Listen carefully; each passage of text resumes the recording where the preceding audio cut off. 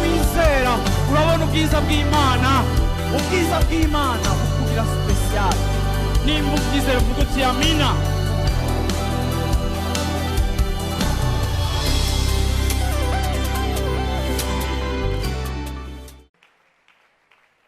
Haleluya. Yesu ashimwe cyane. Imana ishimwe. Uyu ni umunsi wacu wa Mungu ugira kabiri wo muri uno mwaka. Igikorane cyacu kigira kane cyo muri uno mwaka. Kandi muri iyi minsi yose iheze kuva umwaka utangura, abo twari kumwe kuri bonane, mwarabonye ijambo Imana yaduhaye ritumurikira canke duhagarara ko kuri uno mwaka rijanye no kurondera ubwami bw'Imana. Uyu murongo twarawuvuze ko muri iyo minsi iheze, uyu ni umunsi ugira kane, n'ejo kwa gatanu twari ngaha twashishikaye kwiga kuri iri jambo dushiraho urufatiro rwaryo kugira ngo turushirize gusobanukirwa mu buryo bwagutse iri jambo Imana yashize ku mutima wanje, aho rituganisha canke ico rishaka gusobanura. Kandi nkuko nabivuze ni ijambo ryagutse, kandi tuzogenda turacukura dukuramo iciyumviro cose kiva muri iyo meditation. Nkuko nawe uri muhiri wawe muri iyo meditation, hariho byinshi Imana ishobora kugenda ikongera biza gushimikira cyangwa gushigikira iri jambo turiko turigako. Naravuze kuri uyu murongo uri muri Matayo 6:33, naravuze yuko igice cyaryo rya mbere y'iryo jambo rivuga kurondera ubwami bw'Imana no kugororoka ubwa mbere na mbere. Naravuze ngo iri jambo rigabuyemo imice ibiri. Igice ca mbere iri jambo ritwereka ico no kwita responsabilité yacu, igikorwa cacu, ico duhamagarirwa twebwe nk'ishengero nk'abizera Kristo, duhamagarirwa kurondera ubwa mbere na mbere. Ariko kandi igice c'iri jambo, igice ca kabiri, ntigitwereka ibyo twebwe dusabwa, ariko iki gice ca kabiri kitwereka twebwe nk'ishengero ico Imana izokora, ico Yesu akora ngo ibisigaye byose muzovyongerwa. No kuvuga ngo iyi ni imwe mu majambo itwereka uruhara rwacu n'Imana. Iyo tujanye n'Imana uko bikwiriye, hama hariho ivy'Imana ikora, ariko kandi hamwe n'ivy'Imana ikora hariho n'ivyo twebwe dusabwa, ibyo twokwita biri muri responsabilité zacu, biri mu byo twebwe dusabwa jewe na wewe. Yesu ashimwe cyane. Haleluya. Abo twari kumwe ku munsi wa gatanu, iri jambo twagize cyane mu buryo bw'amategeko, kuko iyo tuvuga ubwami bw'Imana tugomba gutahura yuko ubwami burafise uko bumeze. Ubwami bwose mu isi burafise uko bumeze. Ikintu ca mbere kidekriva canke gisobanura ubwami si position géographique gusa canke vegetation, ingene ico gihugu gikoze, ingene kiremye, imiterere yacu mu buryo bufatika buri physique, ariko kandi ikigize ubwami ubwo ari bwo bwose canke igihugu ico ari cyo cose n'amategeko. Ibihugu bitandukanijwe n'amategeko yavyo abigize, ari byo bibidistinga canke bitandukanye igihugu n'ikindi. Ariko kandi tukavuga ngo n'ubwami bw'Imana n'ubwami. Iyo tuvuze ubwami twumva ko harimo umwami, kandi iyo tuvuga ngo hariho umwami turanumva yuko afise iciyumviro, afise ingingo ngenderwako. Nico gitumira ijambo cane muri uno mwaka rizodutwara mu buryo bwagutse kwiga ku ma principe amwe agize ubwami bw'Imana, ingingo ngenderwako canke ama valeur canke ibigize ubwami bw'Imana, kugira ngo natwebwe nk'abantu bakijijwe bitworohere kandi bidufashe gutahura ico no kwita ibanga ryo kugendera muri ubu bwami twijiyemo.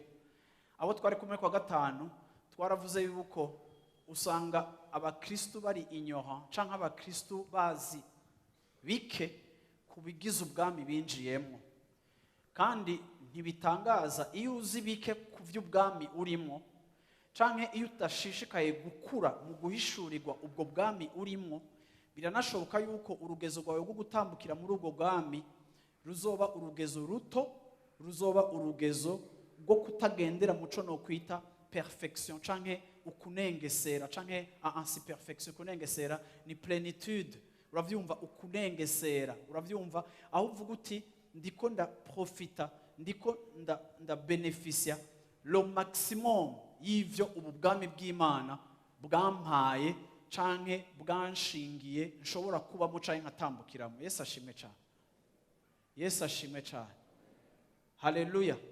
Rero muri intumbero yacu muri uno mwaka kurondera ubwami bw'Imana, ni mu ntumbero yo kugira gute? Kurondera, atari kurondera kugira ubumenyi na information nyinshi, kuko Bibiliya ivuga ngo la connaissance enfle d'orgueil. Uravyumva? Ukumenya kuzana ubwibone, ariko l'esprit vivifie, mpwemu abeshaho. Hari abantu buzura ukumenya, ariko iyo wuzuye ukumenya kudafatanye n'imigenderanire y'uwo onye uri kuramenya mu buryo bw'ivyimviro, mu buryo bw'ubwenge, ivyo wamenye bicika ibizana ubwibone mu buzima bwawe. Ugasanga umuntu yirata ivyazi, umuntu ashobora kwirata imirongo ya Bibiliya, ashobora kwirata ikigiriki, ashobora kwirata igiheburayo, ashobora kwirata connaissance. Ariko iyo uhaye umuntu connaissance akamenya vyinshi mu bijanye n'ijambo ry'Imana, ariko ntagire ihishurirwa ry'Imana rishishikara gukura sur le plan personnel, ujya muntu kujya kumenya kuzocika inkomoko y'ubwibone ku buzima bwiwe. Nico gituma Bibiliya ivuga ngo la connaissance enfle d'orgueil, mais l'esprit vivifie. Nukuvuga ngo muri ordre ya préférence canke ic'Imana ishira imbere sukuronka information n'ubumenyi bwinshi bw'ivy'Imana mu mutwe, ariko ahaniniya nukugira ubucuti na mpwemu yera akarushiriza kuduhishurira muri bimwe twigishwa, kuko igihe cyose ikikarakteriza umuntu azimana azokwama ari karakterize canke azokwama agaragazwa n'urugezo rwo guca bugufi kugaragara mu buzima bwiwe. Ntushobora kumenya Imana cane ngo ucike umuntu afise ubwibone. Iyo ni contre-indication, uravyumva? Iyo ni kimenyetso cyo kutamenya Imana, kuko iyo uzi Imana iri véritable ntushobora ntigutera kuba umwibone, ariko bigutera kuba umuntu igihe cyose ahubwo agubabona ko ivyazi ari bikeya. Ku munsi wa Mungu uheze twize kuri susi intumwa Petero yari afise, umwitwarariko yari afise wo kutubona dukura. Petero ahantu henshi twize ku munsi wa Mungu twarabonye ko icifuzo ciwe kwishengero ko ari uko abantu bakura, kandi twarabonye ku munsi wa Mungu yuko ubwami bw'Imana bumeze nk'imbuto itewe, ariko kandi twarabonye yuko imbuto yose mu buzima ibifise potentiel yo gukura no kuvamo ikintu gikomeye. Ariko twarabonye yuko n'imbuto mu nda y'umuvyeyi, haleluya, iyo itarakura itari developa, na amazi ni ikintu atanico utomenya ko gifise n'ubuzima utagiye mu mashini ngo akwereke ko mu buzima bw'umuntu hari ubuzima. Ariko twarabonye yuko nubwo kiba ari ikintu menga kimeze nk'amazi kitarafatika neza, ijya mbuto ifise potentiel yo kuzovamwo umwana afise ibihimba byose by'umubiri bikwiye. Ariko kandi nubwo iyo mbuto ari nziza ari umwana, kugira ngo uburyohe bwayo bwose bw'iyo mbuto buvemwo wa mwana, bisaba yuko ijya mbuto izokura ikidevelopa. Hama kandi mu byo twize ku munsi wa Mungu nuko iyo mbuto idashobora gukura ngo yidevelope igihe cyose environnement irimo ariyo nda y'umuvyeyi, environnement itameze neza. Nukuvuga ngo harimo don y'imbuto ifise potentiel yo kuvamo umuntu, ariko biri important nijyanda imusamye y'umuvyeyi y'umumama yuko nayo nibishobora gushiraho ivyankenerwa bituma iteramira neza ijya potentiel.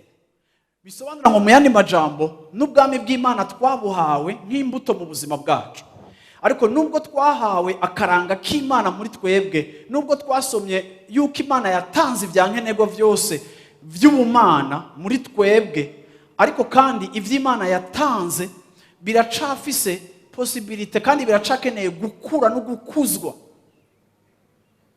kugira ngo bimaze gukura hama ducike rero cette fois na twebwe abashobora kuryohererwa canke aba beneficiaire mu buryo buri fully, mu buryo bwagutse, mu buryo bwuzuye bw'icu ubwami bw'Imana bwaje mu buzima bwacu kudukonfera canke kuduha canke ku impacta mu buzima bwacu. Haleluya. Yesu ashimwe cyane. Encore une fois, no muri iyi concept y'imbuto y'umugabo iza mu buzima bw'umugore, urumva yuko hose atana kimwe kiri negligible, atana kimwe cyo gukengera. Imbuto irafise ubuzima, ariko kandi n'uyisama arafise contribution akora ku bijyanye na development ya ya mbuto. Bisobanura ngo mu yandi majambo ntidushobora kubaho turi ishengero twiyubaka gusa mu vy'Imana yakoze no mu vy'Imana ishobora gukora, ariko tutamedita canke tutarimbura kuri responsabilité yacu dufise nk'abizigijwe ivy'ubumana, nk'abahawe ivy'ubumana. Hari ico natwege dusabwa kugira ico tubikoreye kugira ngo ico twahawe kigire gute, kibi ikintu kigira ivyamwa. Usonye rero muri umurongo twasomye, nshaka guhera aho nari nteye. Twari duteye muri Petero wa kabiri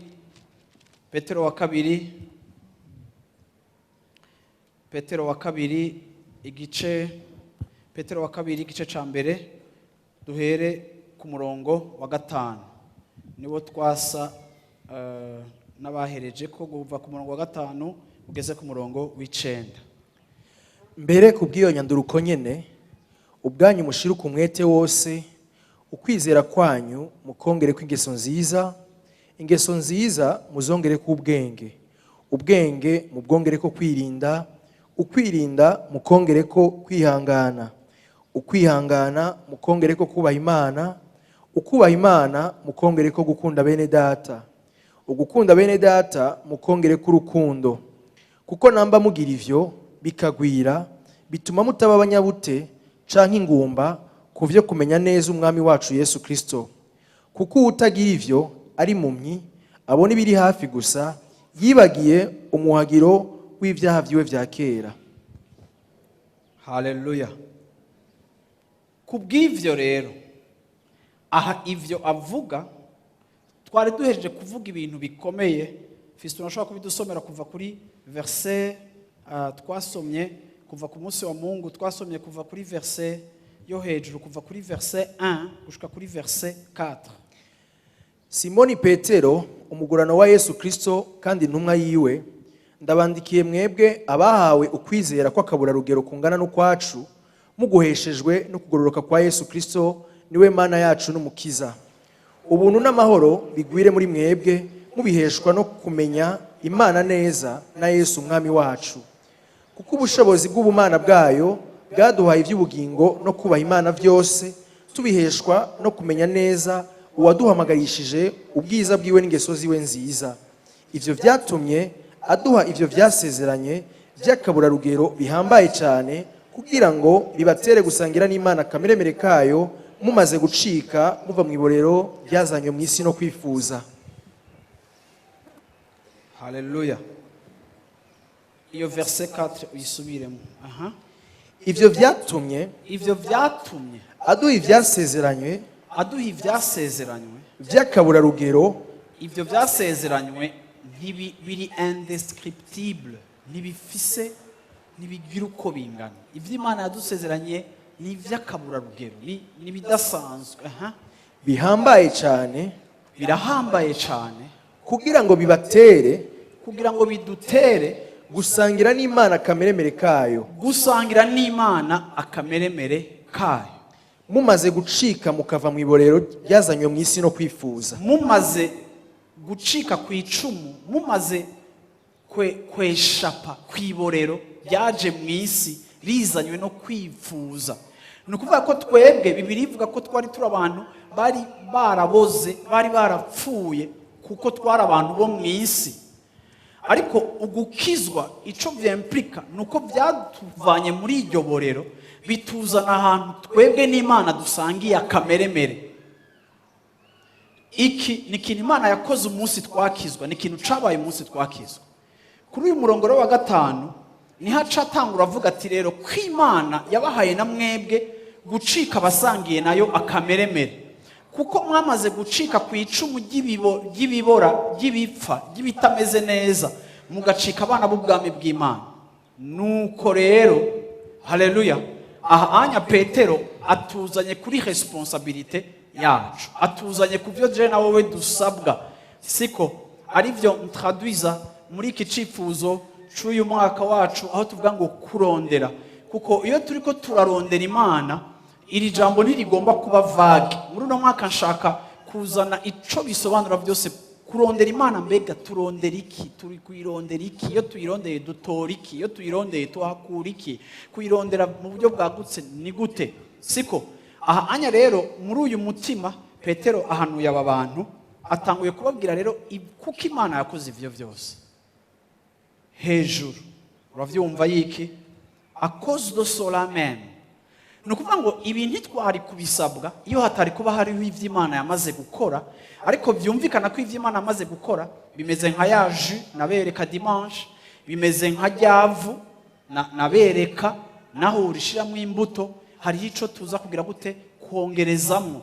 Dimanche narabigishije ndavuga ngo iri jambo vertu, siko vertu canke ico Bibiliya yita ingeso nziza, traduction yaryo ya vrai si ingeso nziza gusa, ariko vertu naravuze ngo vertu canke ico twokwita ingeso nziza ni ukuvuga ngo nico kintu cose ukorera ikintu wahawe kugira ngo kijya kintu wahawe gishike kuco kigomba gushikako cose. Ni ukuvuga ngo ico wahawe nimba ari imbuto, iyo mbuto igomba gukura gushika kuri potentiel yayo yose total, ubishiramo uruhara. Iyo umurimyi abivye imbuto arayishiramo umwambiro canke umwavu kugira ngo ijya mbuto igire gute ishobore kugwira no kugwira no kugwira. Ujya mwavu nico twita ingeso nziza. Ajya amazi twongeramo muri jus kugira ngo igwire muri quantité, ajya amazi dusukamo nico twita vertu canke ingeso nziza. Niko muranyivuga abantu b'Imana.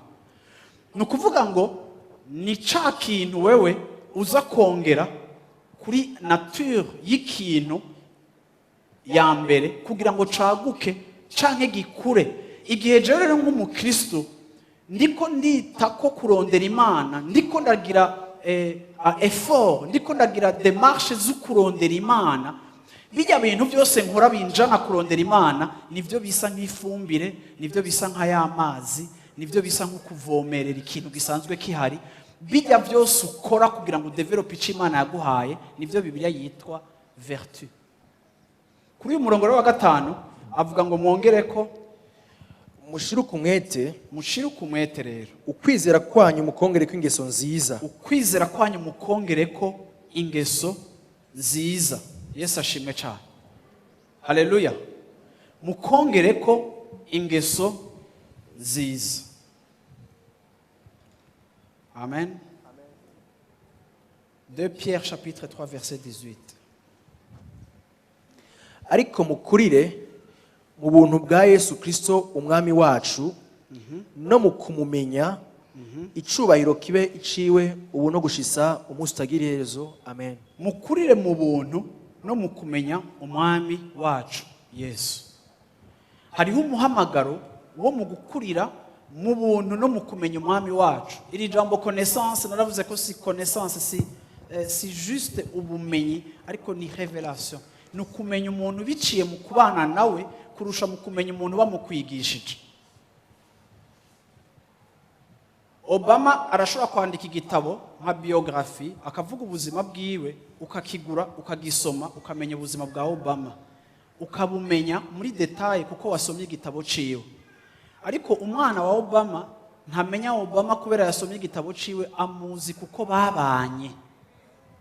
So iri jambo connaissance si ukumenya Imana kuko bayikwigishije, ni ukumenya Imana kuko mubana. Nuko muranyumva? So rero igihe cyose mwumva ndiko navuga kumenya Imana, gukura mu kumenya Imana, ntimwumve yuko tuzokwicara ngo tuyige.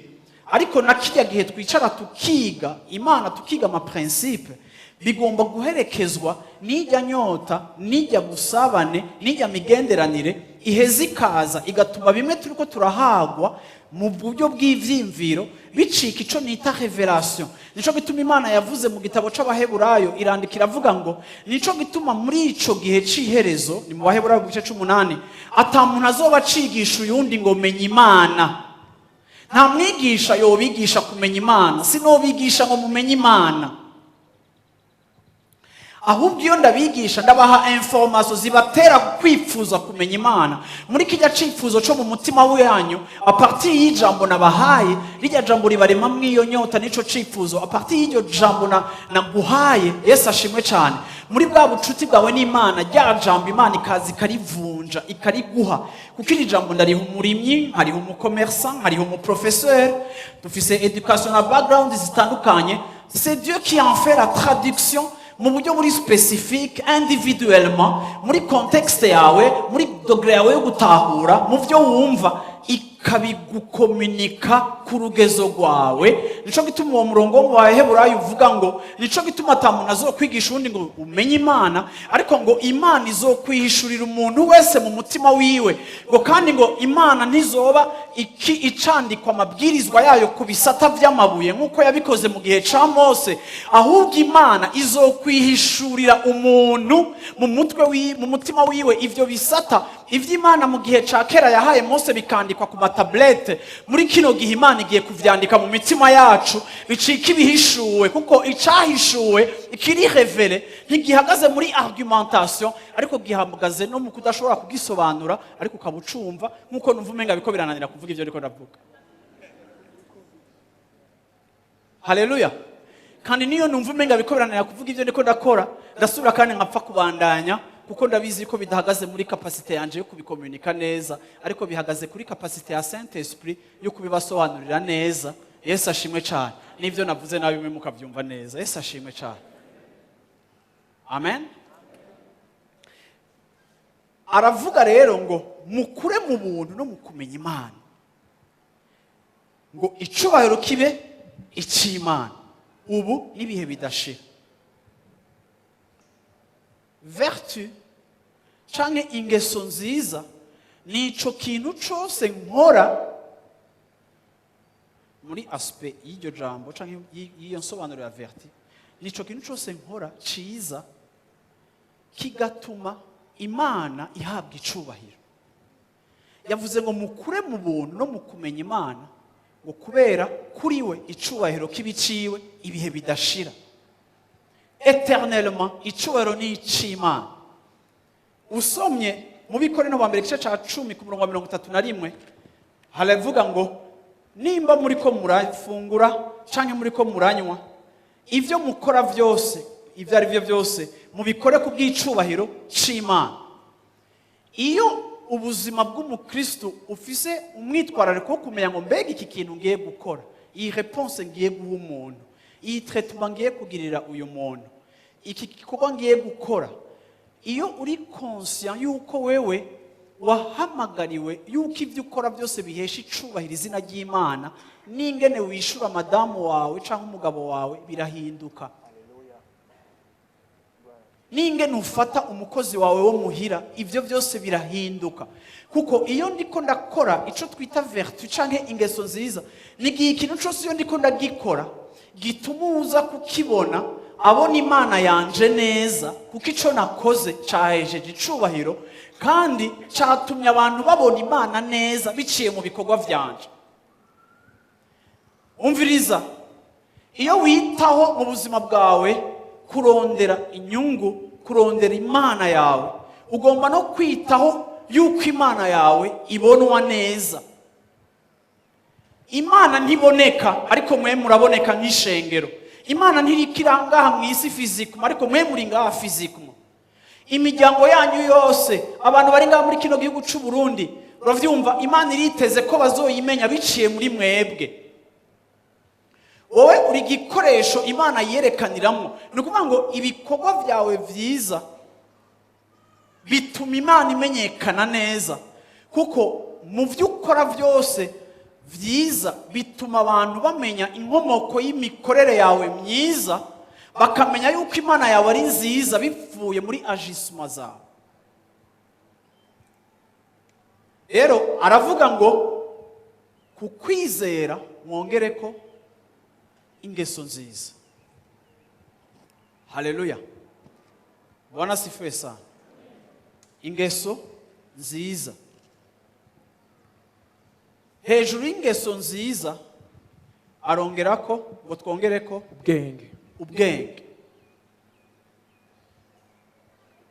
iri jambo ndagomba kukubwira ngo ukwizera ntigushobora gukura hatabayeho ubwenge, hatabayeho kumenya. Mu Cyongereza ngira bakoresha knowledge, siko mu Gifaransa bavuga la connaissance, mwongere ko ubwenge. Ku bikorwa byiza byanyu mwongere ko ubwenge, kuko ubwenge ugutahura, ukwizera kwawe nikuzopfa gukuze ibirenze ugutahura kwawe. Ntushobora kuronka ukwizera kurusha ugutahura kwawe. Iyo ugutahura kwacu ari guke birafekta ukwizera kwacu. Rero birakenewe yuko muri uno mwaka wa 2021 cyangwa mu rugendo rwawe rwose, birakenewe yuko hejuru y'ukwizera kwawe, birakenewe yuko Imana ikongera ugutahura. Kuko uko guhishurirwa, uko kumenya, uko gutahura ijambo niko kugutuma umenya ivyo uhagararako, kuko gutahura niko kugukomunika ama option yo muri ubu bwami bw'Imana. Rero iyo nagukiwe mu gutahura neza ubwami bw'Imana, biragira effet positif kuri foi yanje. Amen.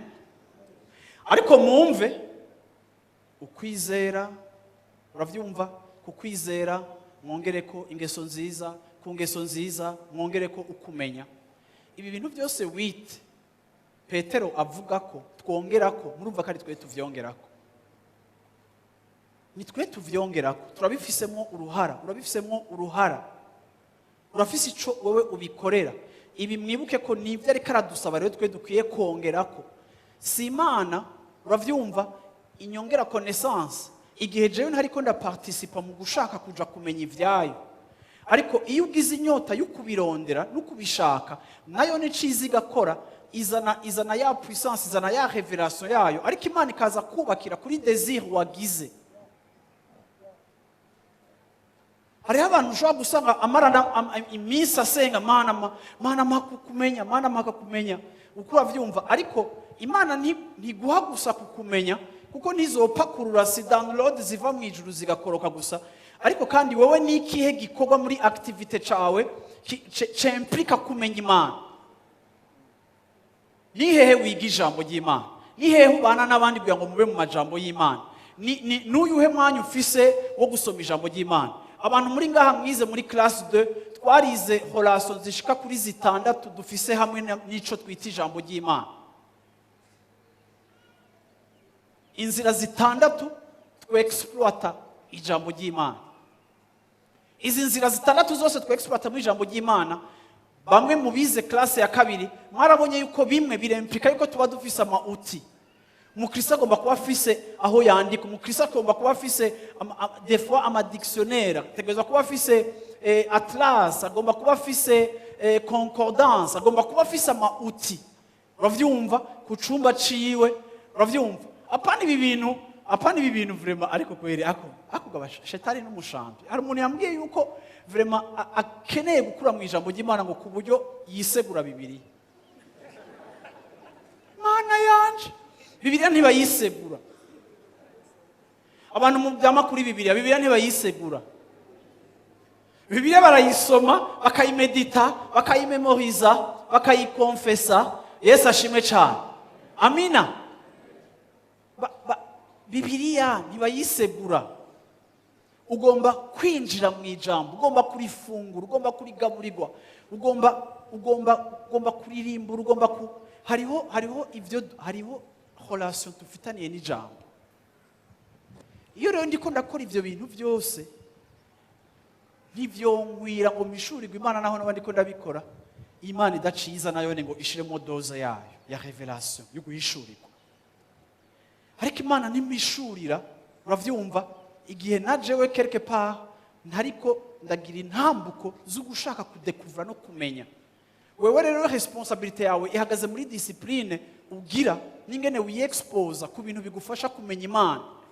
Muri uno mwaka ndabipfurije ngo muri uyu mwaka wo kuvuga ngo kurondera ubwami bw'Imana, kurondera Imana, ndabipfurije ngo umwanya w'Imana muyiha kugira ngo ibigishe kandi bakuze, mugomba kuyiha umwanya murusha uwo mwari musanzwe muyiha.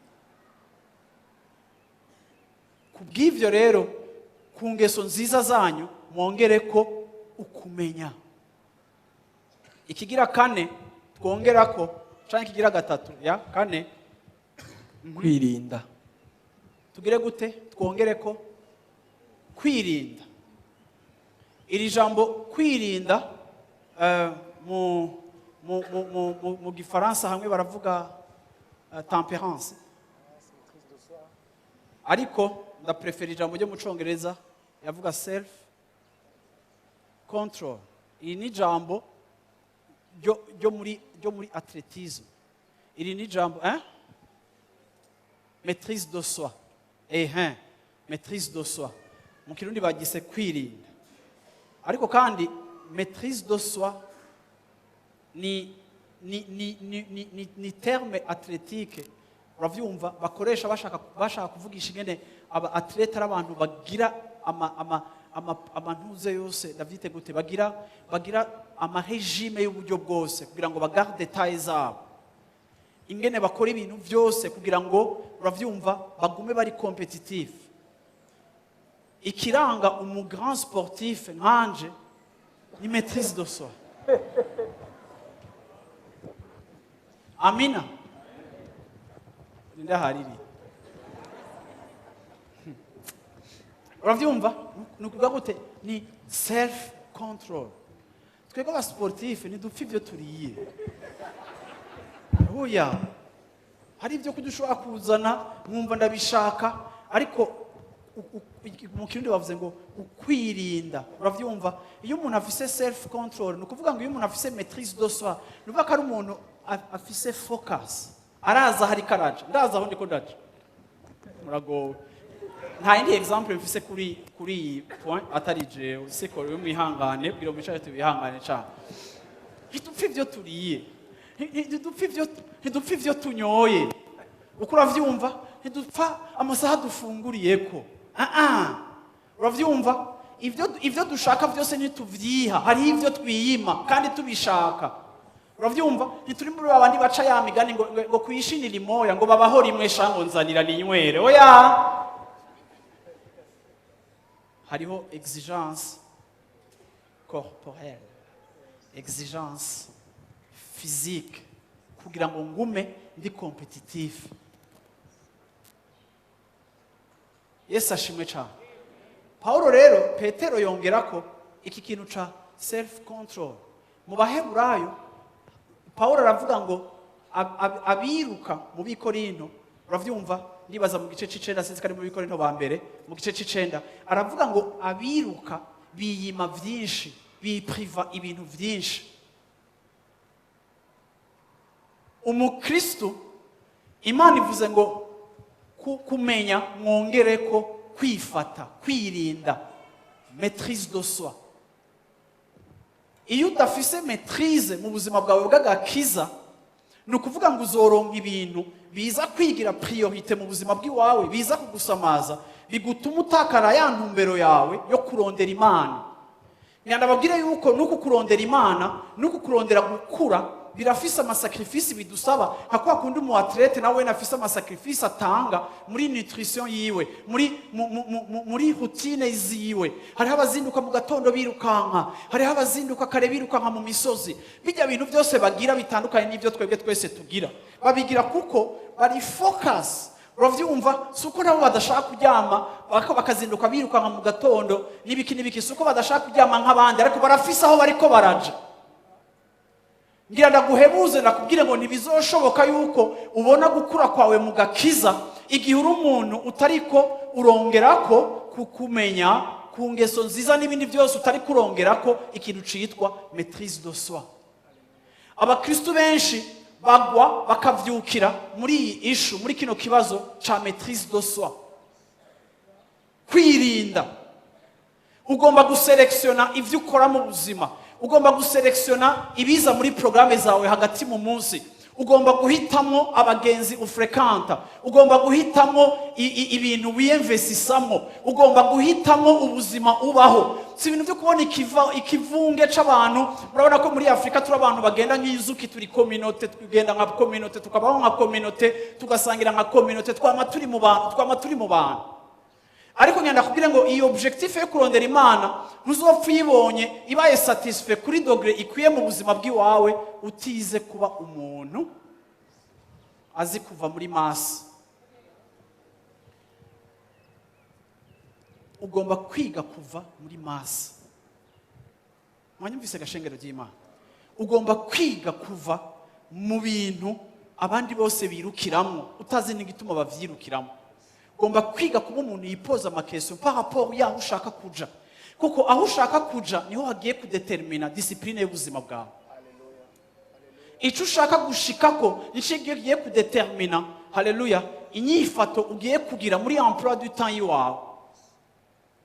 Ntituri abantu gusa bafise amaslogan ngo kingdom, ngo God's kingdom first, cyangwa ngo premièrement le royaume, si statut si iki, ariko birafise implication mu buzima bwacu bwa misi yose. Ushaka iki? Hama vuze icyo ushaka guheba iki?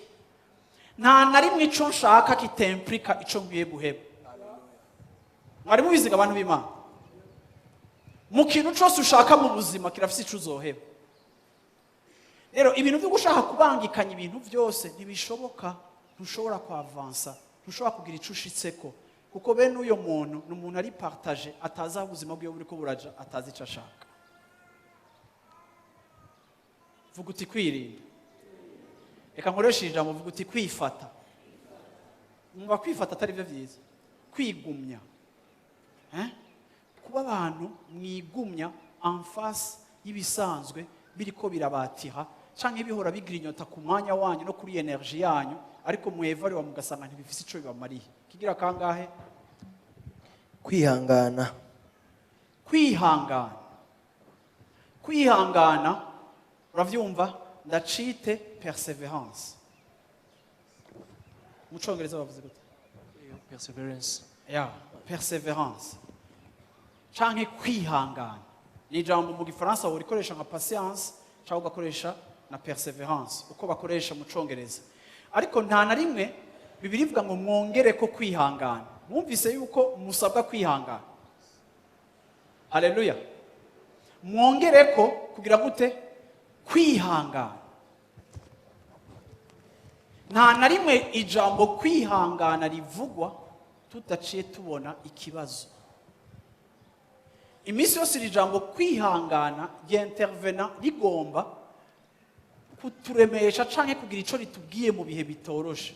Mu bisanzwe kenshi mu bihe atari ivy'intambara nta kwihangana kuba gukeneye. Muri couple kubana neza birasaba kwihanganiranira, uravyumva. Mu migenderanire birasaba kwihanganiranira, uravyumva. Gukora akazi ka umwaka ugahera ufise databuja canke sobuja agoye canke udahembwa neza kandi utonda kare birasaba kwihangana.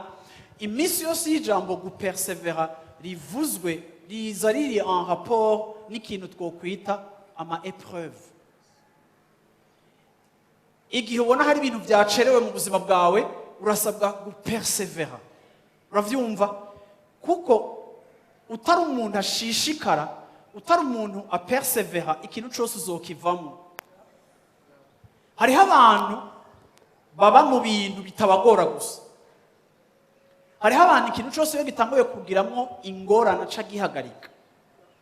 Ariko kimwe mu bintu akaranga k'Imana, kimwe mu bintu caractère y'Imana idukonfera muri ubwo busabane bw'abwebwe d'Imana, nuko Imana idushoboza kwihangana, kuba perseverant, kuko hari ibintu bishika kuri resultat nziza ariko twabanje kubibamo convenable.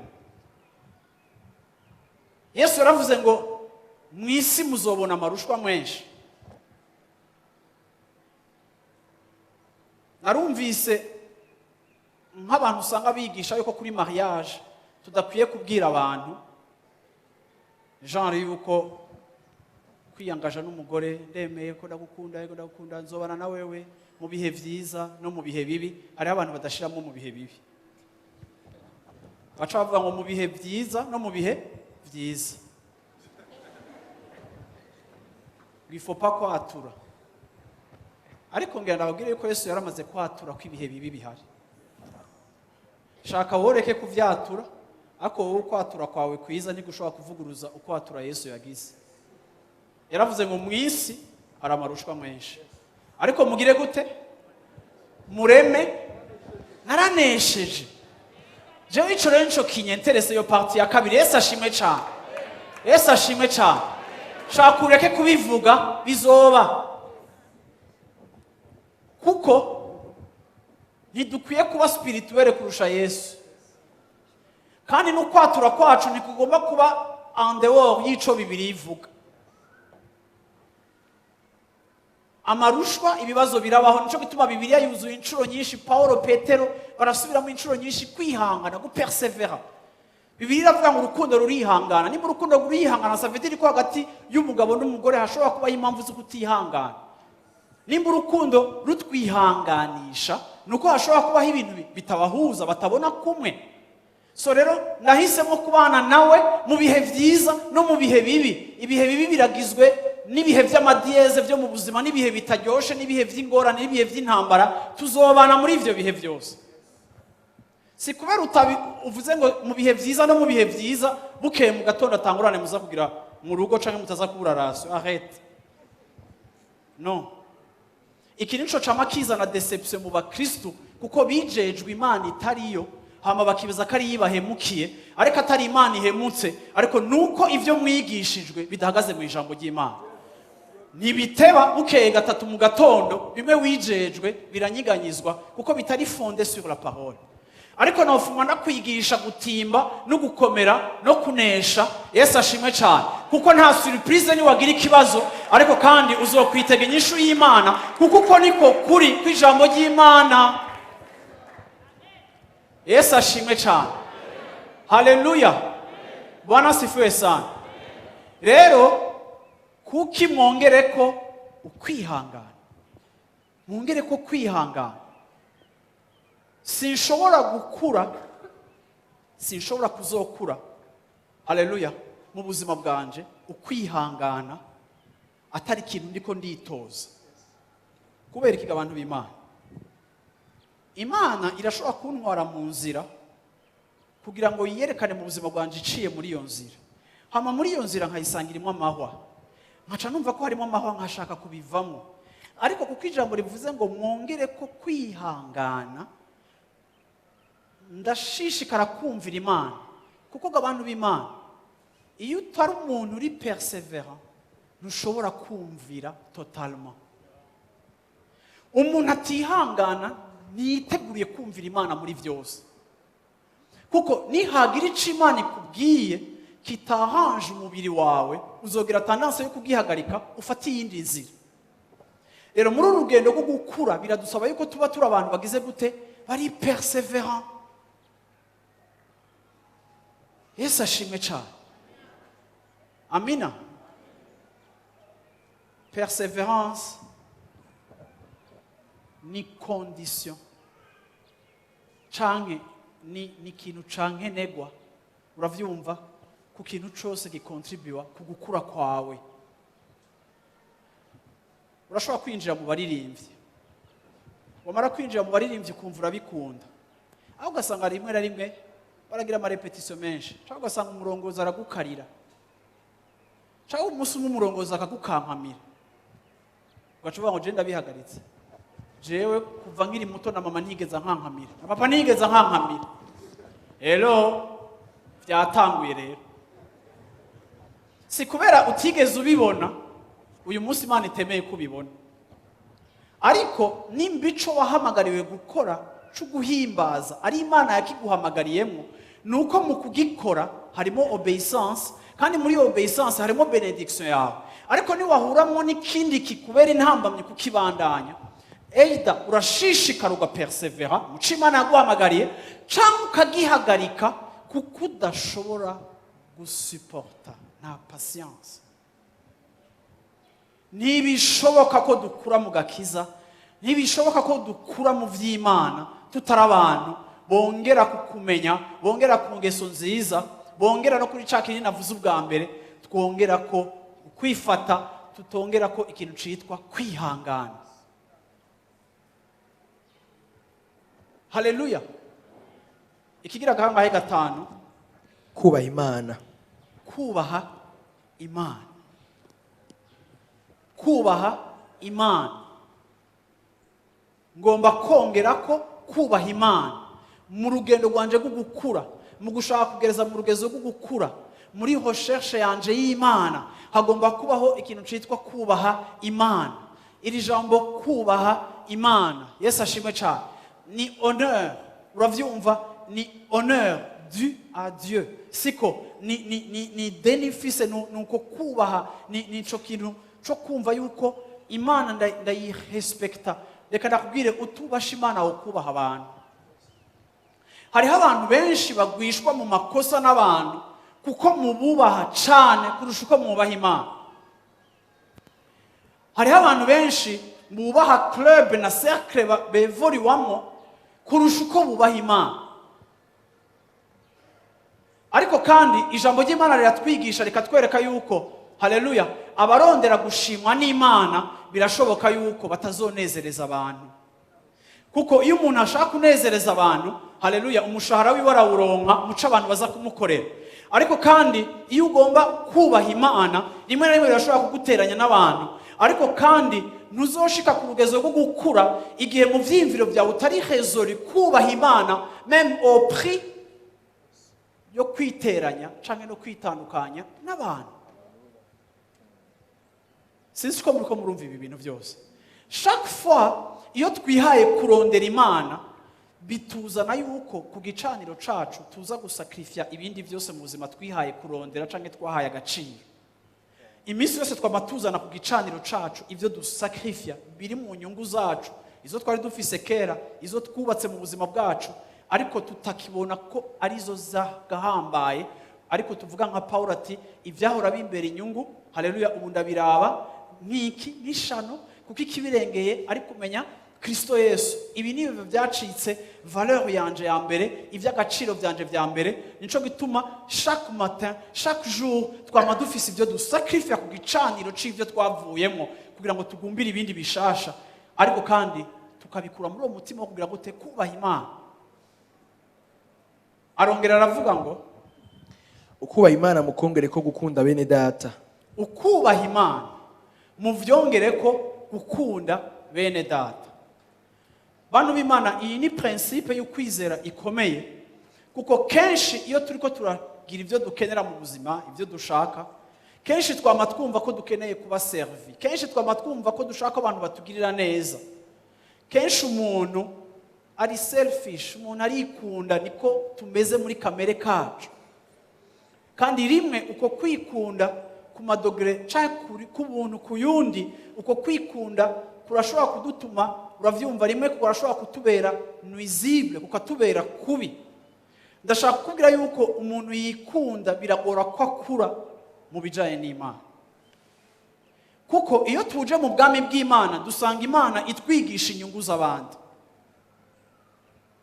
Igihe rero ariko ndiga kurekura inyungu zanje canke muvumenga ni munsengere, ni munshigikire, ni mumpa amafaranga, ni mumpiki, ni munkorera iki, urukundo rwa bene data uri muri besoin, ukwiye kwiga gutangura kurondera umuntu ari muri besoin isa n'iyi wawe.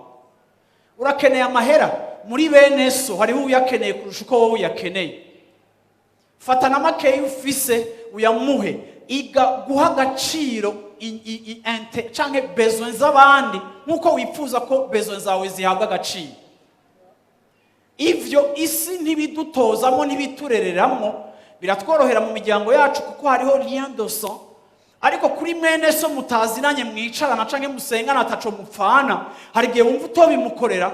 Ariko iyi ni principe y'ubwami bw'Imana izokwama ideclenche ikintu citwa maturité mu buzima bwacu.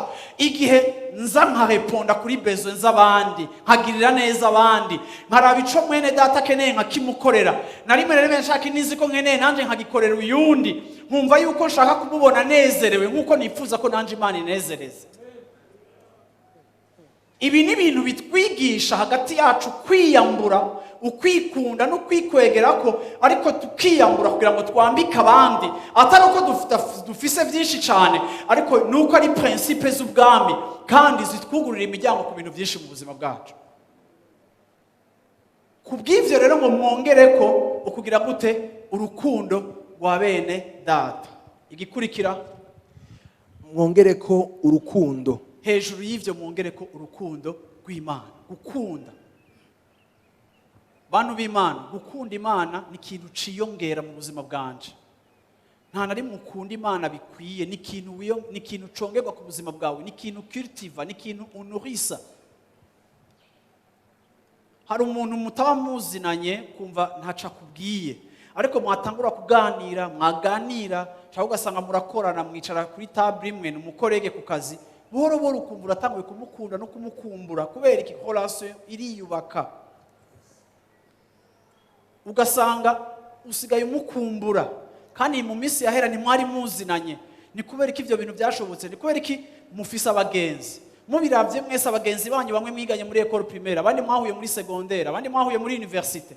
Nta muntu numwe yitwa umugenzi wawe mudafise umwanya munini mwagize hamwe, bituma ubwo bugenzi bwiyubaka. Abandi n'abagenzi bo kwibarabara kuko mwarabanye, murakirana muri bato, murakundana. Ntidushobora kuvuga ijambo ubugenzi tutavuze umwanya. Nimufata abagenzi bose mufise, ndabahaye 2 secondes, 30 secondes. Iyumvira umugenzi wose ufise, ucukura mu mwanya, urabe ko hari n'umwasigara n'umugenzi wawe. Nta n'umwasigara n'umugenzi wawe.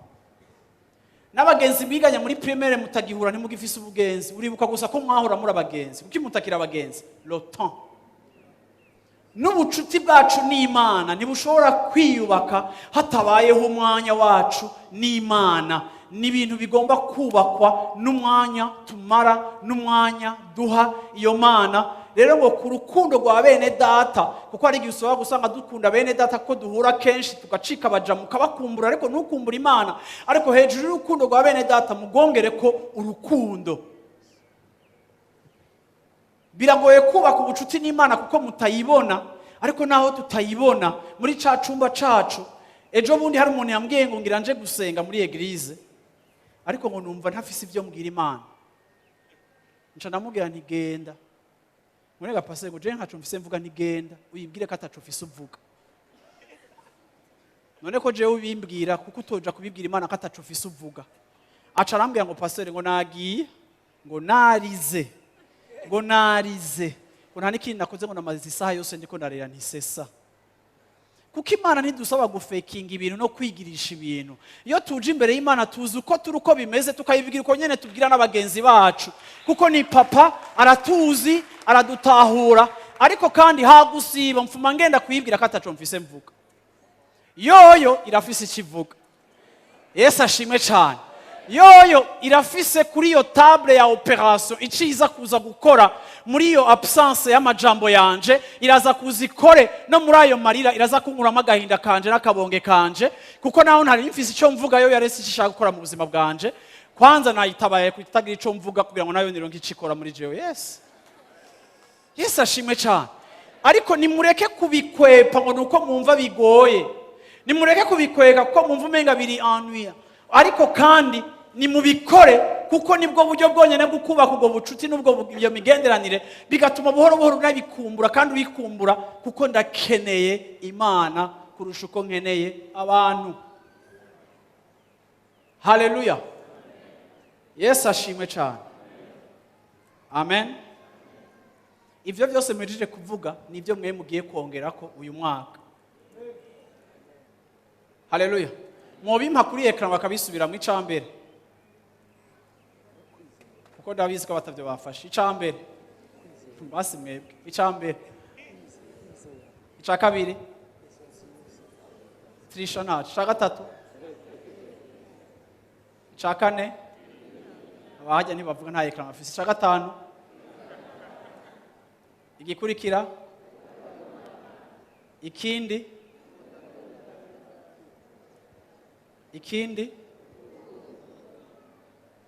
ikindi byaheze. Haleluya. Ibi nivyo Petero adusaba twebwe twongerako, nivyo twebwe twongerako. Yesu ashimwe cyane. Haleluya. Nivyo tugenda tugira gute twongerako. Usome ku murongo ukurikira rero hakavuga ngo kuko namba mugira ivyo bikagwira, ivyo ni mwabigira bikagwira, bituma mutazoba abanyabute canke ingumba. Amina. Kuvyo kumenya neza umwami wacu Yesu Kristo. Yesu ashimwe cyane. Ivyo ni mwabigira bizobatuma mutaba ba paresseux, oasif, bizotuma mutaba abanyabute. Ibi nimwavyitwararika bizotuma mutaba abantu b'abaparesseux. Vendredi narigishije ndavuga ngo iyo umuntu ariko ariga akaja kugira maîtrise aba afise intumbero yo kumetriza matière kanaka, ntaba yikeneye ko information ziri generale, aba yikeneye ko information zagutse kugira ngo agire ukunonosora canke ubuhinga. Duratubona abantu n'abantu bita ngo aba expert ba Asia, aba expert ba Afrika. Uravyumva? Biranatangaza hari n'igihora niyo turi igihugu cyose cyo mu isi kiri muri crise. Narabona no muri 2015 narana kuri televiziyo n'abantu bavuga mu Burundi ngo aba expert b'u Burundi. Gatanga sinzi yo expertise abantu bayikura ku bihugu siko, ariko bagenda kuraba uwo muntu kwiba mwita ngo mu expert w'akarere niki, nuko aba yarashakashatse aho hantu, nuko aba yarize, nuko aba yarasomye, nuko aba yarahabaye, nuko aba yarakurikiranye ibyaho, nuko nukuvuga ngo hari akigoro biba byitwa ko yagize kukumenya aho hantu. Rero icifuzo c'Imana, Imana ntigomba gukreya ishengero rimwe abantu baba generaliste, ariko Imana igomba aba master. Imana ikeneye abantu bafise masters mu kwimenya, mu kwitahura, abantu basobanukiwe neza ibintu by'ubwami bw'Imana, abantu Petero avuga bashobora kudefenda leur foi igihe babaye attaqué, bashobora guhagararira ivyo bizera igihe bahuye n'umuntu abahaririza ku vyizigiro vyabo. Apana umuntu aguhaririza ugashobora ngo pastor ngo ndashaka guconnecta ngo n'umuntu ngo yangoye, apana. Kubera iki je unconnecta? Imana ya connecte wewe, stay connected. C'est tout. Kuko umunzanira mfise ingorane nyinshi deje zirankwiye, sishaka kunzanira abandi abona abawe. Ariko kandi iki nuko kenshi Bibiri ivuga ngo ibi nimwabikora bizobatuma mutaba oazifu, mutaba abantu baba paresseux. Kuko ibi tutabifise tutavyongera ku buzima bwacu, nico gituma buhoro buhoro mu buzima bw'imhemu ducika abantu baba paresseux, abantu biyanuye mu vy'Imana. Hariho ennui nyinshi mu bizera kuko ata travail hari, atate guverte bariko baragira, baca bacika abantu biyanuye. Uravyumva? Badashobora no gutena conversation autour y'ijambo ry'Imana n'umwanya muto. Why? Nuko sabashakashatsi ngo bene uyo muntu yitwararika kongera ku buzima bwiwe, ibi ntibizomureka ari ikintazi, ari umuntu ari oazife, ngo kandi ntibizomureka ari ngumba, ntibizomureka ari umuntu atagira ivyamwa. Ibi bintu twavuze 8 nutabiha agaciro uzomera nk'umuntu uravyumva atagira ivyamwa mu buzima bwiwe. Ndabipfuriza uyu mwaka, haleluya, Imana igwize ivyamwa vyayo mu buzima bwawe. Yesu ashimwe cyane. Ivyo rero biradusaba kugira ico dukora. Mibuke ko Petero ku murongo wa mbere wa 5 batangwa bavuga ngo faites tous vos efforts. Aha ndiko ndababwira effort. Ari abantu b'abakristo baguya ngo mu bintu vy'Imana ngo nta effort. Hariho effort, hariho travail.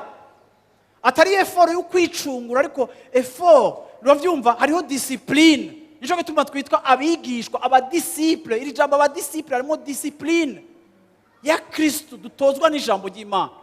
Ngo nico gituma umuntu nk'uyo atazoba ingumba. Haleluya, azoba afise ivyamwa. Ngira ndababwire characteristique nza kurangiriza ko zitatu z'ivyamwa. Ikintu ca mbere, ivyamwa ntibiri invisible. Point ya mbere, ivyamwa ntibiri invisible. Muramaze kubona ivyamwa invisible? Muramaze kubona ivyamwa invisible?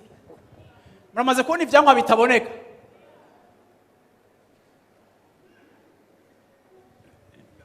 Biba ari ivyamwa, biba bikiriko birakura.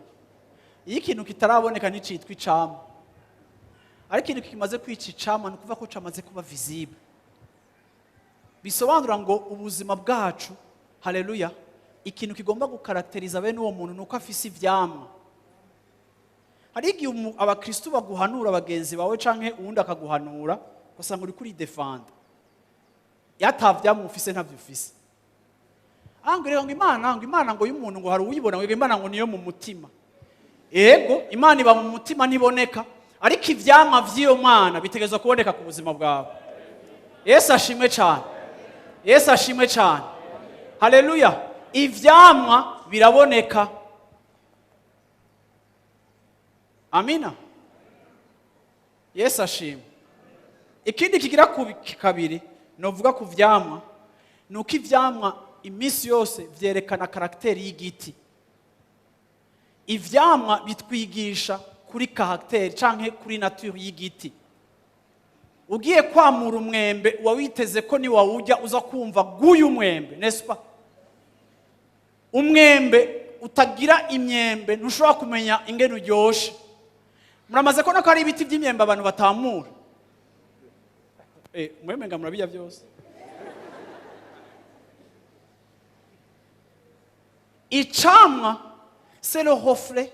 Icamwa, c'est le reflet du caractère de l'arbre. Navuze reflet kandi ari gu. Soit, cyo gifaransa canje. Nta nivyo mwumvise mwebwe. Igiti uzomenya uburyohe bwacu uriye icamwa cacu. Ubwami bw'Imana abantu bazomenya ko ari ubwami bw'Imana abantu bariye ku buryohe bw'ishengero. Jewe na wowe twakijijwe abantu nibatujya ko bakumva turasosa bazomenya ko Imana yacu iryoshe. Abantu nibatujya ko bakumva turafise ubugwaneza bazomenya ko Imana yacu ari umugwaneza.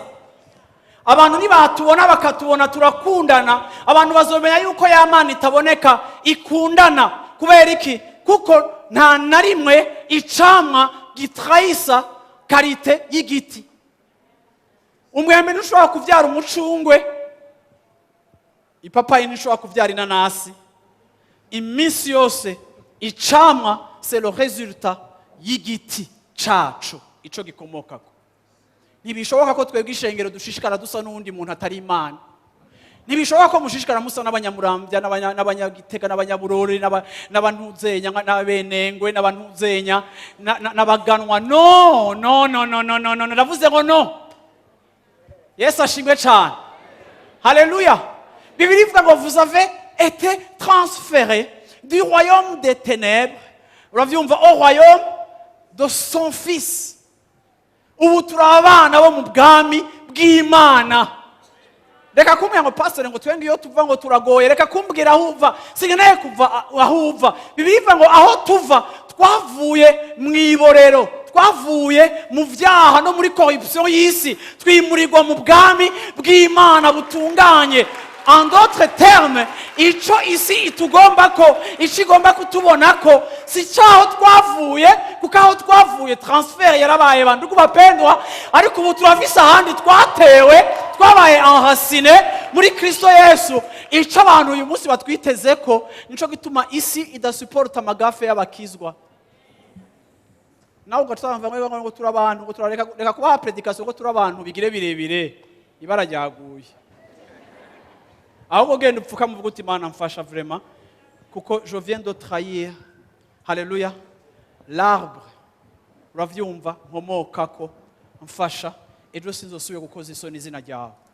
Iyi niyo aspiration abantu b'Imana. Iki nico cipfuzo everyday, gusa n'igiti dukomokako, gusa nawe kumera nkawe. Niryo sengesho, nico cipfuzo.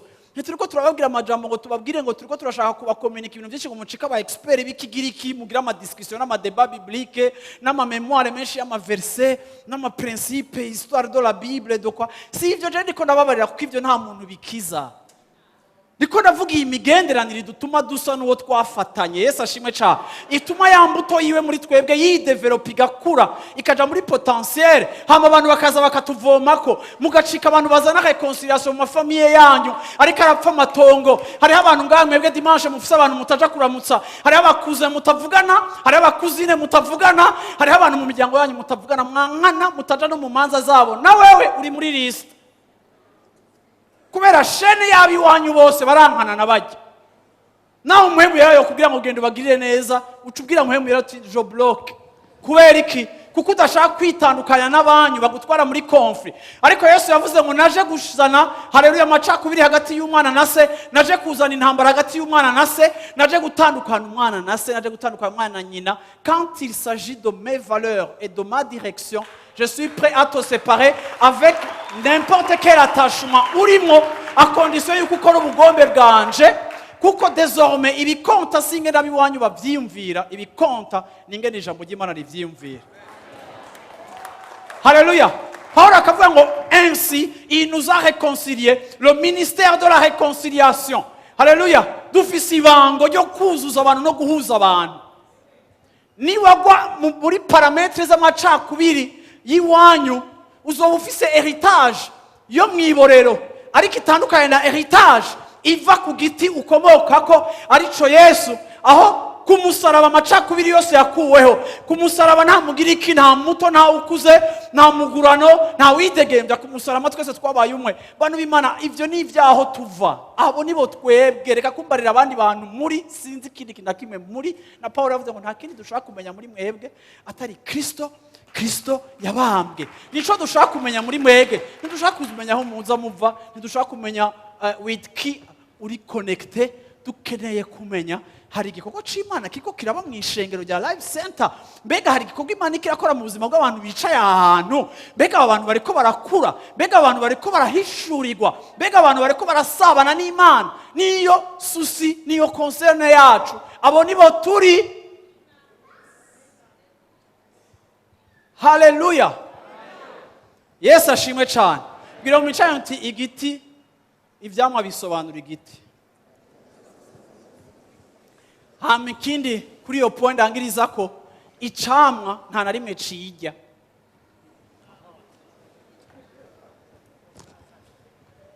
Mwavyumvise abinyuma?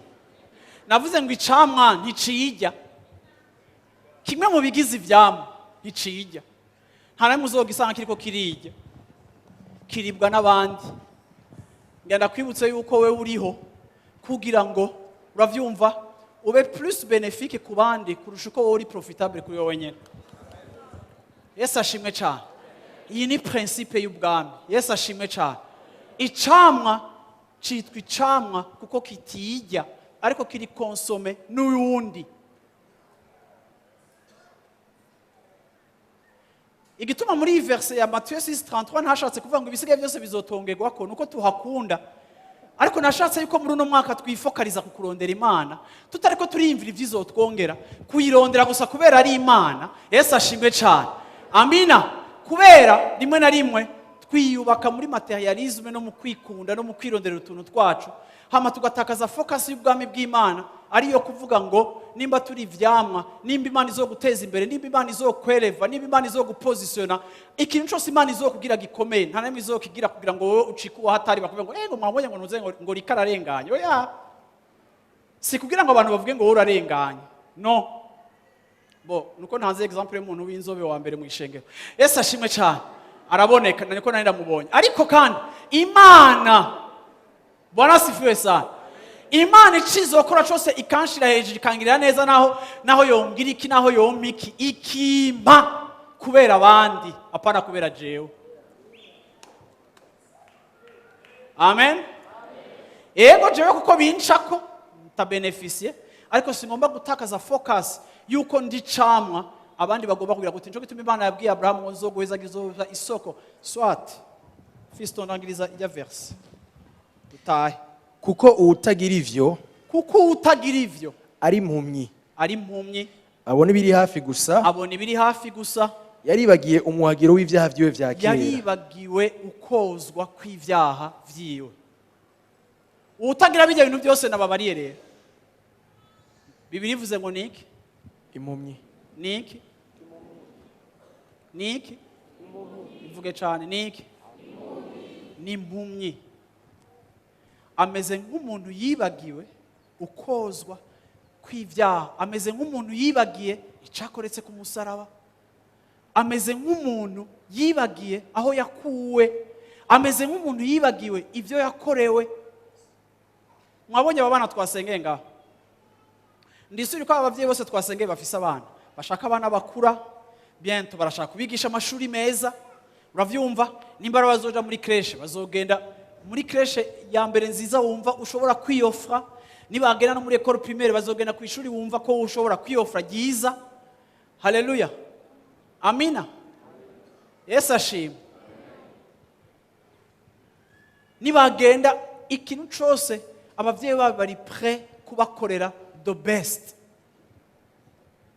umuvyeyi yaranterefonye ampa umutwaro w'umwana wiwe, aravuga ati pastor je nakoze ibishoboka byose umwana wanje ndamuriha university ikomeye ahantu mu gace mw'isi, ariko vraiment yananiye. Womenya ga pastor ngene ndigoye, womenya ivyo natanze kugira ngo yige rijya shuri, womenya amafaranga ndiha ku mwaka azoheza maze kuriha ibihumbi amajana vy'idolari vya university yiwe. Ndazi ko gukurikirana kandi ndabizi yuko abari karakumviriza imisoso ndagusavye umumbwirire wewe ngira yo kumva arasiba ngo yaryamye nagira gute ngo nibiki ngo yararaba Netflix ngo rero ngo yahejeje kuraba film atevye mu ijoro ngo ntagenda ku ishuri ngo arasiba ngo ariko ngo nushobora kwibaza ngo amafaranga aho nayakuye, nushobora kwibaza ngene ayo mafaranga yogura ama parcelle pastor, yogura ama parcelle pastor, yogura ama parcelle.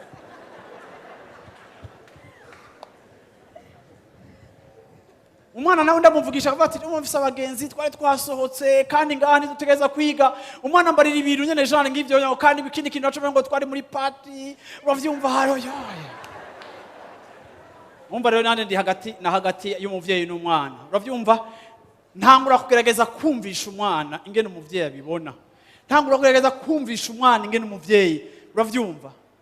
Reka ndakubwire, hari igihe bishoboka abantu kabakorera ibyo bakorera vyose, ariko waraba akaduga warakaguze, kakaba akaduga wakaguze hafi ugurishije itongo, ariko bagira gutyo ukabona abana mwikarite ngo abana ngo bantuze ngo bakubita amacerere bakadunda ku madodani, iyo bakubita amacerere babapakiyemo abandi nk'abandi inyuma na batanu imbere, uravyumva kafyase kuvuga yo kakaduga ka mama gatwara amata, uravyumva ko kudandaza amata barakamaze. Kubera iki? Kuko igihe cyose baba ariko barakora ivyo bintu bari nabo bana bafise bene izo nyifato, nuko baba baribagiye ikiguzi cyatanzwe kugira ngo iyo comfort babe bayifise. Nuko ngo namwe uravyumva abatabigenza gutyo baba baribagiye ukozwa kwabo kw'ivyaha, baba baribagiye ko kumusaraba Imana yarinze gutanga umwana wayo w'ikinege kugira ngo aducungure. Hari igihe tubaho mu buzima bw'agakiza, nkanje maze 28 ans mu gakiza, ugasanga kuri twamaze kumenyera Imana, twayimenyereye tugafata minenegwe ivyayo, igikorwa cyayo tukagifata minenegwe, ivyidusaba tukabifata minenegwe, kuko twibagiye yuko umunsi umwe iyi Horacio yatangujwe n'igikorwa igihe kumusaraba twozwa tugahanagurwa ivyaha tugahabwa amahoro. Ujya munsi twakizwa, bamwe twararize, abandi twaronse amahoro, abandi twagize umunezero, ubuzima bwacu bwatanguye guhinduka. Ariko a longueur d'année uko tugenda tujana n'Imana, bakatubwira ngo Imana iradukunda, ngo Imana ni nziza, tugasaba twumva ko ari umujama wacu, tukumva ko tugira amachensi nayo, tukumva yuko ari umujama, tugatanga kuyikengera, tugatanga gusubira muri processus y'ivyo twadashwe, tugasubira mu caha. Ivyo byose aba ari résultat yuko on a oublié qu'un jour nous avons été lavés. Haleluya. Haguruka dusenge.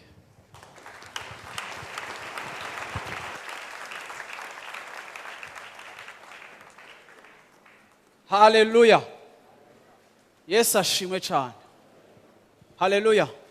Tugiye gusenga muri kino gitondo uvuga uti Imana nyongera ibi bintu. Yesu ashimwe cyane. Haleluya. Amina. Uyu ni umwaka wo gufata responsabilité zawe mu kurondera ivy'Imana. Yesu ashimwe cyane. Uyu ni umwaka wawe wo gufata responsabilité mu guha agaciro Imana. Yesu ashimwe cyane. Yesu ashimwe cyane. Yesu ashimwe cyane. Haleluya. Nawe witavye umuhamagaro wo gukorera Imana, uyu ni umwaka wawe wo guha agaciro responsabilité yawe. Munyemerere mbwira abaririmbyi, mbwira abakozi bose mu ishengero, uyu ni umwaka wacu muri uko kurondera Imana. Haleluya. Twiga guha agaciro engagement twagize yo guserva. Turashobora guserva tukaruha, turashobora gutanga umwanya wacu, turashobora kuba dufise byinshi dusabwa, ariko kandi ivyo nivyo tugomba kongerako, niyo perseverance. Haleluya. Niko rukundo dukunda Imana, niko gushishikara, niko kwifata, niko kwirinda. Haleluya. Turashaka kugenda kure hamwe n'Imana yacu. Haleluya. Amina. Narababwiye ngo iri jambo numva yagutse kandi numva ndabipfurije uyu mwaka vraiment. Nababandi mufise habitude zo gusiba, mugabanye gusiba. Haleluya. Claude usivye ndituro nk'umuntu atamba ngaho imbere. Ni wowe uzana abandi. Faut pas ko tuzaturakubura. Wara muri voyage. Wari hanze. Okay, wara hanze. umviriza. We need to be exposed ku vy'Imana no ku vy'Imana ishaka gukora mu buzima bwacu. Aravuga ngo ibyo bishoboke turakeneye na twebwe ko kugira effort. Ntushake mu vy'agakiza kubaho muri facilité. Haleluya, kuko kameremere kacu karagwanya ivy'Imana, kameremere kacu karanga ivy'Imana, kameremere kacu ntigakunda Imana, kameremere kacu kagomba kudusigaza inyuma. Narigeze kubwira abantu b'abakristo usanga kugira sibe dimanche arakubwira ngo umubu wamugonza, ikanzu yahiye, kirato catakaye, reka nababwire muraza n'ibirenge ariko tuze mu nzu y'Imana bati Imana investissement yose ukeneye kugira mu buzima bwanje I am available. Haleluya, kugira ngo investisse mu buzima bw'iwanje. Haleluya, ico nico bita kurondera. Ikintu kirondera urakirondera, ikintu kirondera uragikonsakra ko energie n'umwanya wawe. Haleluya, saba Imana uti Imana twongera ibi bintu ma. Haleluya, ibintu byose umunani twavuze vuga uti Imana nyongera. Haleluya, hari abakeneye kongerwa ukwizera, hari abakeneye kongezwa vertu, hari abakeneye kongerwa connaissance, hari abakeneye kongerwa kwirinda canke self control, hari abakeneye kongerwa perseverance canke patience, hari abakeneye kongerwa urukundo rwa bene data, hari abakeneye kongerwa gukunda Imana, godliness, hari abakeneye kongerwa haleluya gukunda. Haleluya, ivyo byose uvuga uti Imana nyongera Mana, ongera ikintu gishasha mu buzima bwanje. Haleluya, sishaka kuba imparesseux ariko kandi ndagomba ngo Mana ngwira ivyama, ngira ivyama, ngira ivyama, ngira ivyama birofleta ico wewe urico, birofleta bwami bwawe. Haleluya, iyi niyo desire yanje muri uno mwaka. Haleluya, haleluya. Nimba uri ngaha anya muhaguruke nshaka ko dusenga dutahe. Nimba uri no ngaha ushaka kwakira Yesu ukavuga ati je ndashaka guhitamo guha Yesu ubuzima bwanje, iyi decision nayo ndafata, nawe uze ngaha imbere ndagusengera igihe abandi turiko turasengera hamwe. Wumva ashaka kwakira Yesu uvuga ati uyu munsi ndagomba guha ubuzima bwanje Yesu, uyu munsi ndagomba gukurikira Yesu, ndagomba kumwiha. Na wowe niba uri ngaha ndashaka kubona ukuboko kwawe aho uri, aho wicaye canke aho uhagaze. Haleluya, kugira ngo nawe winjire mu bwami bw'Imana, ube transféré, uvanwe mu bwami bw'umwiza wimurirwe mu bwami bw'umuco. Haleluya, uve mu iborero winjire mu bwami bw'umuco. Imana iguhezagire.